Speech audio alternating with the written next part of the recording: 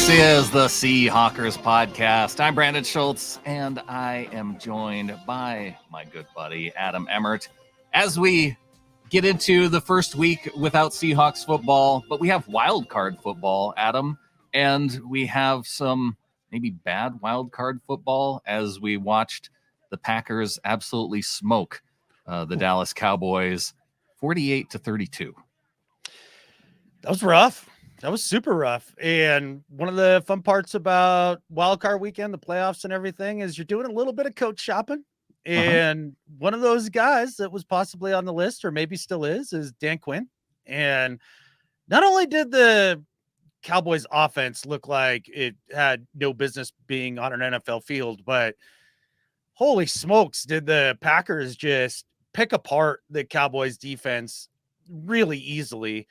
And seemingly, to me, it started with Aaron Jones being allowed to run wild, and then it was just over. At that point, a very much improved Jordan Love can run play action and suck up your linebackers, pick you apart, and just destroy you.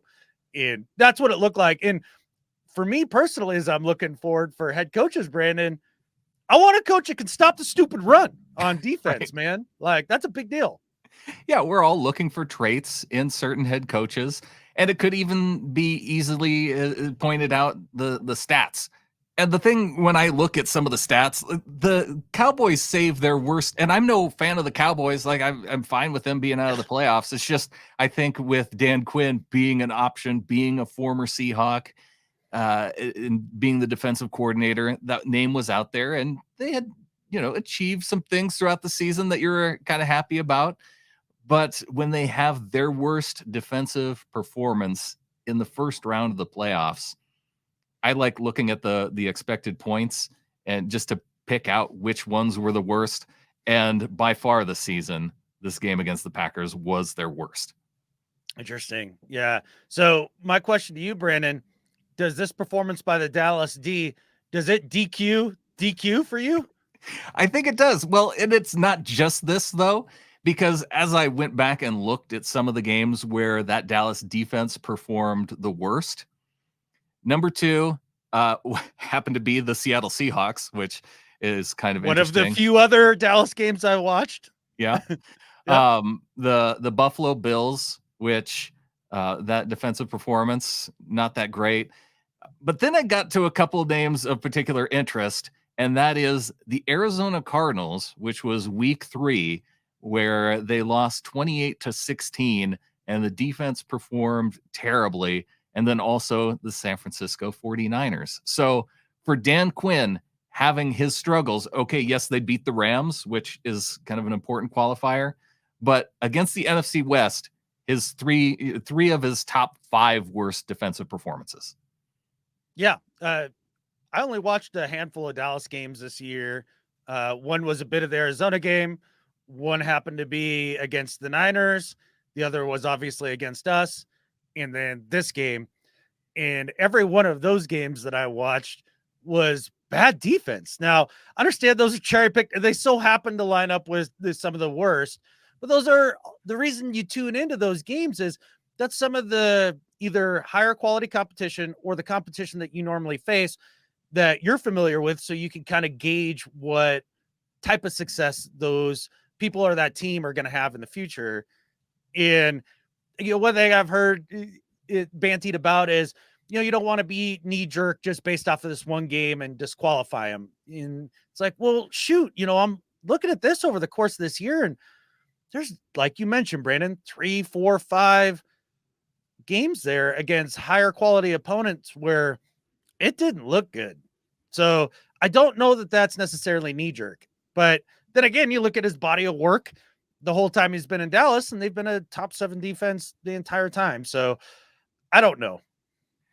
The other point to consider in this, and why I don't think it's necessarily disqualifying how the defense performs, because you'd be asking him to come in and be the head coach and not the defensive coordinator. So if you're into this type of culture that he can build and know that maybe you're looking for a coach that can kind of continue on that same type of philosophy that Pete Carroll had, and a guy that players, a coach that they like to come to work for, then Dan Quinn might make that fit, and then you're relying on him hiring the right people then to build the defense, to build the offense. And some of those things you look back in his history and you say, well, he meets those qualities. So when I look at that, I think maybe the performance this year, maybe that doesn't even play into it all that much. True. And look, if he can pull another Kyle Shanahan out of his hat and put that on the offensive side of the ball, it's proven that he can have a good amount of success as a head coach. There's no doubt about that. One thing I think about, since we are moving on from Pete, right? Like, I'm not sure that I'm super into the idea of, and I love Pete. Like, obviously, I've been a huge defender and supporter on this show of Pete. At some point, since we're moving on, like, should we just move on? Like, and just try something completely different? I'm not entirely sure that I want another Pete Carroll disciple in there. Like, we're moving on. Let's have fresh blood. Let's go. And I like that perspective too. But then if that were the case, then why was Dan Quinn even kind of on that list? And I think, did we see that they had two candidates that they'd already reached out to? Although I think in the news on Monday, I didn't see the Seahawks on the list of the interviews that Dan Quinn was going to. So either maybe that offer has been rescinded and it is time to move on.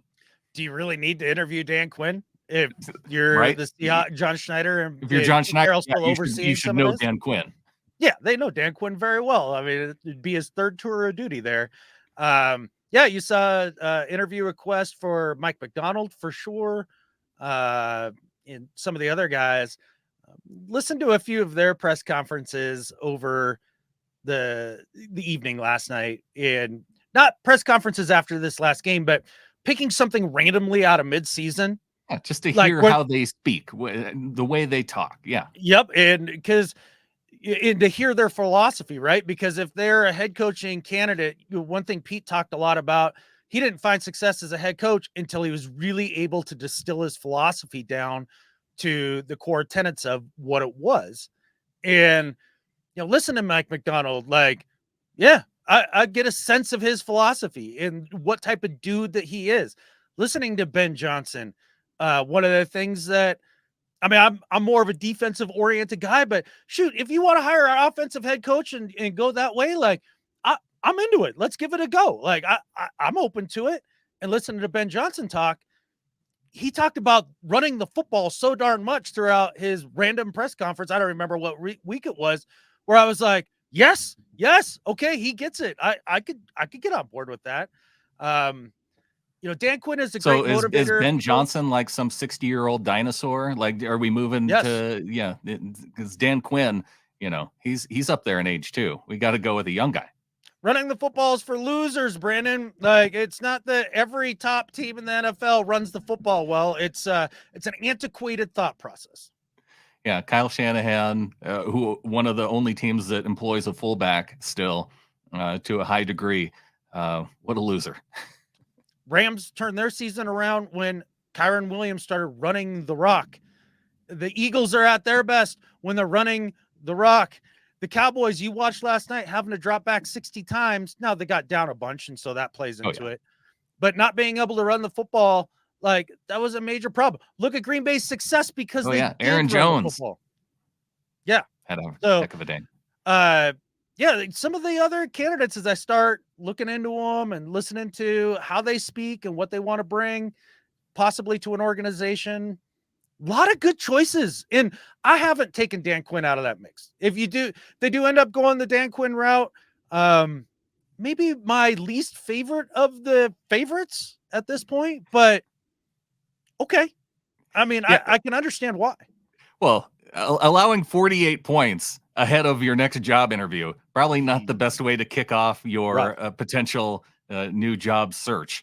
So I think for, not just us, but a lot of fans out there, probably a lot of owners out there, not as interested as before, but there's other things that go into it. For sure. And like Mike McCarthy, how much was the non-motivational factor of Mike McCarthy a part of this? Like, was it the head coach that had a hard time getting the entire team up, or would you expect Dan Quinn to be able to rise above that message and at least get his guys going? I don't know. And it just getting jellied, man. Just getting jellied. That's not a good look. No, we know how that feels like at the end of the season. So, man, you bring up Mike McCarthy's name, and I don't like the fact that John Schneider spent so many years with Mike McCarthy, and that could be a name that's coming available. Oh, hell no. Nope. That's a big fat never no. That would be not what that I would be angry about that. So there is another name besides Jim Harbaugh that is on your absolutely no list. Yes. And look, the Jim Harbaugh part of this, man, like, you cannot take away that he is a hell of a football coach. You cannot take that away. Anybody who's all in on the Harbaugh idea, look, that part of the argument, you ain't wrong. Like, I can't disagree with you. This is from a personal fandom perspective here. I can't stand the human. I just can't. The way he talks, just the way that he burns bridges everywhere that he's gone. We're going to hear stories about Michigan more so than whatever gate he was involved in. I don't know. I don't pay attention to college nonsense, but every place he's been in the NFL, like, when it's time for him to go, they're all like, bye-bye. Good riddance. And the players are like, see you later. Mm-hmm. Yeah. So no, thank you for Jim, for me. So there we go. In summary, Dan Quinn still on the list, Jim Harbaugh off the list, and also if he ends up getting fired, Mike McCarthy. Please don't put him on the list. Never Mike. And I think with that, there's only one thing left to say. Go Hawks. Go Hawks.